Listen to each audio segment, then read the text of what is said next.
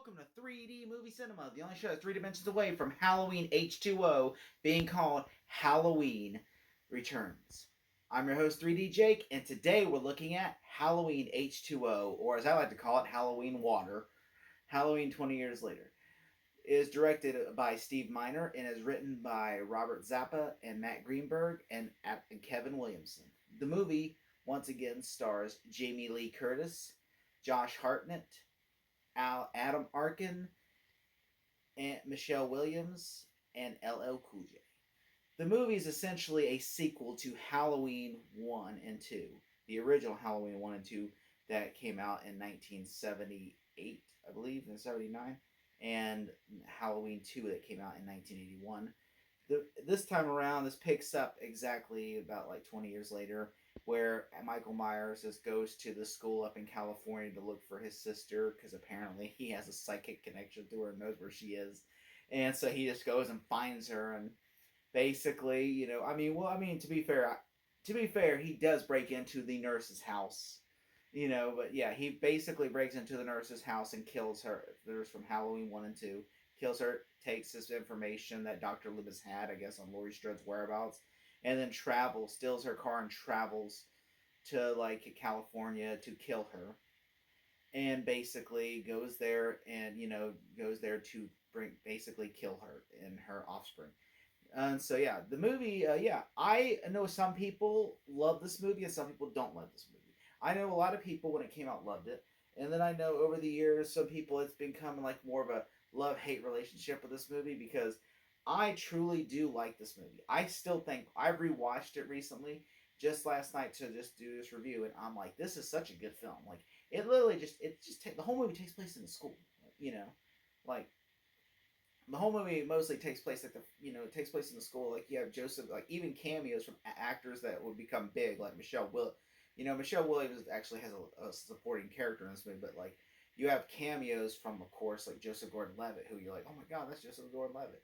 And LL Cool J's in this movie in a supporting role, and he literally before he went big, and and Josh Hartnett before he went big, and it's like it's so cool to see that, and also you have a great cameo by a legacy actor, Janet Leigh, Jamie Lee Curtis's mother, who was also in John Carpenter's The Fog, and I think obviously it's just amazing that Jamie Lee Curtis could get her mother in this movie, just but yeah, I mean I'm sure it's easy ass to get her in this movie, and I do like that. This movie does feel like a love letter to the original first two movies and a love letter to horror in general.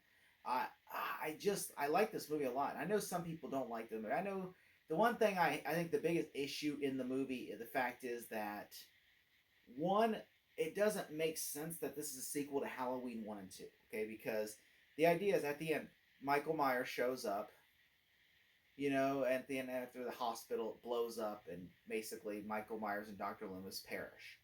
Well, if you follow the continuity of Halloween 4, 5, and 6, it would make more sense logically. But the thing is, though, like, okay, because, like, you're like, but they, obviously, the Weinsteins and stuff said, like, Halloween 3, 4, 5, and 6 are not canon.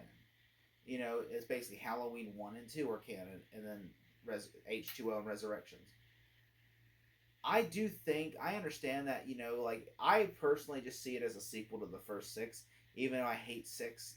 I literally see it as that because it makes more sense. It's like okay, Michael Myers escaped, killed the cult and everything, and went after Doctor Loomis, killed and Doctor Loomis he got away, and my Doctor Loomis went back to his nurse, and I guess they were a couple for a while, and then Doctor Loomis passed away, and Michael Myers returned after he passed away because he was so terrified of Dr. Loomis, kills her, and goes for his sister. Yeah, I mean, that to me would make more sense, I mean, logically. And I know that some people have issues, but if you think about this from the way they're trying to say, is like, okay, so Michael Myers blew up in an explosion, and then basically and then, like, his body, I guess he just disappeared out of a morgue somewhere and just, like, just been, went and found another Michael Myers mask and just hiding it's just been on the hideout down low looking around, and everything, just like keeping an eye out. And then, of course, he's like, all right, Dr. Loomis is gone. It's time for me to make my move. I mean, just that I know that just doesn't make sense. And it kind of is one of those, you've got to turn off your brain for this movie because there's a lot of things that don't make sense in this movie, but it's still a fun movie. Like, I do, and like the one thing also that I have an issue with is his mask changes throughout the movie.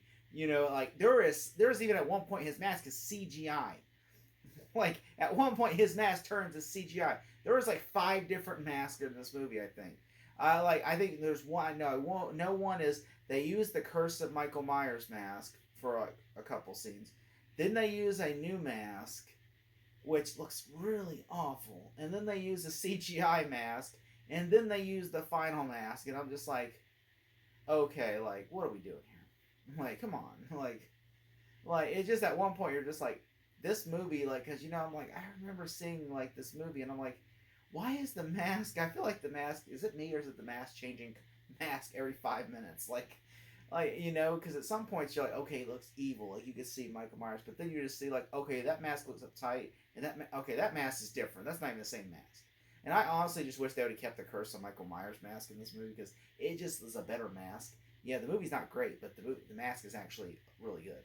I like this movie a lot because I like that Jamie Lee Curtis comes into this movie and she is a fighter. She is a really big fighter that she's like she literally suffers from the PTSD. And I like how like she has that dream of like the closet and Michael Myers, and it shows footage of Michael Myers breaking into that closet, and everything from the first movie. And then of course she has a son, and the son is like in high school, and it's kind of parallels to her where she was in high school and her son's like, we're gonna go on vacation, but she's so scared of Michael Myers that she's like, I don't want, even though Michael Myers is dead in her eyes, she's like, Michael Myers is dead, but I still want to be safe and everything. And of course, her son finally tells her, Michael Myers is dead, and she basically suffers from PTSD, even though she's in a secret relationship with a teacher because she's like the dean of this college or high school, this like private school, and basically she's in this relationship with this other teacher, and she is really happy,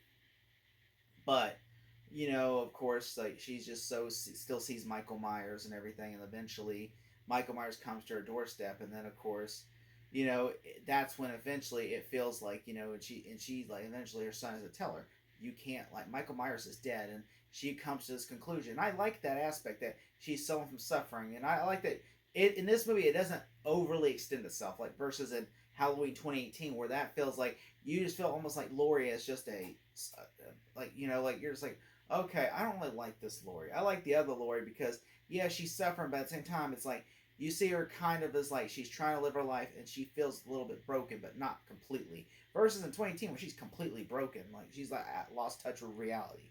And I think this is what I liked about her, where even at the end she's like, look, if we escape, Michael's just gonna escape and come after us later. And I think that's one thing where she's like at the end, especially whenever she just like locks the door and says Michael, and she's calling him out and everything, and then like that's what I thought was so cool. And I like Adam Arkin a lot. He's a great in movies, and I like that even though he doesn't really have much to do other than be the love interest that ends up eventually getting killed by Michael Myers, I like him in this movie. And he has some funny lines, like he's talking about tells us one of the 2 girls that stay behind because everybody goes on this retreat and like only like 4 people stay behind, which make no sense in reality. He's like, no, like he says, what are you doing? He goes, oh, I'm getting my nipples pierced later. Just like just like a fun teacher you would love to have. And I think he is the daughter of Josh Hartnett's girlfriend in the movie, played by Michelle Williams.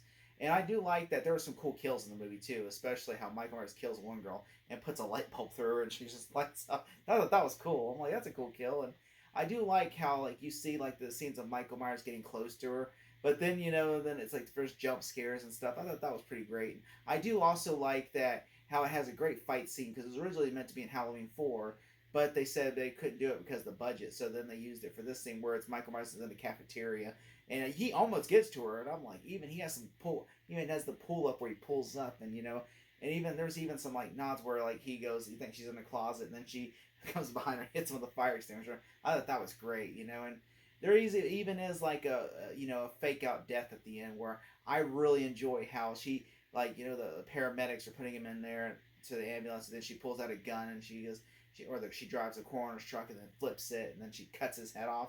That I always thought was cool, But and I really wish that would have been the definitive ending where she kills Michael Myers. But it turns out, and Jamie Lee Curtis was misled and actually thought that was the ending. But it turns out they added a few things to that scene in post to make it where Jamie Lee Curtis did not know like this. Oh, make it where this is not Michael Myers. and so that way she could like where they the MT has to touch his head and everything like that, so that way they know that okay this is not Michael Myers, because they wanted to make another one because you can't kill Michael Myers, you can't kill the boogeyman is the logic they went by, and so. And I also, thought that was kind of shady that they did that, everything. And I know this movie originally wasn't even supposed to be a legacy sequel. Originally, this movie was meant to be a direct-to-video because after the box office bomb of Halloween 6, the Weinsteins decided to like, oh, you know what we should do? We should make a direct-to-video of Michael Myers terrorizing prep school. And so basically, and then Jamie Lee Curtis has said, hey, you know what? I want to make a legacy sequel to Halloween because horror was rising after the popularity of Scream, and of course, they literally did that. They literally went. They said, all right. They told the writers to rewrite this script with Jamie Lee Curtis, and so they rewrote the script as best as they could. And then they hired Kevin Williamson, who wrote Scream, to do additional script rewrites on the script. And then, of course, they even used Marco Belletti's some of his score from Scream. And John Oatman was furious. John Oatman, who composed the movie, was furious because he says, that's not my score. Like, they literally took score elements from Scream and used it in this movie, and it really irked him because he said, that's not my score. That's Marco Belletti's score from Scream. It really is. You could tell the Weinsteins really wanted to incorporate, because there is a lot of Scream elements in this movie. And I think that is because Scream was so popular and the Weinsteins tried to cash in. That's why they got the writer of Scream. They took musical scores from the writer from Scream so that way they could use it in this movie.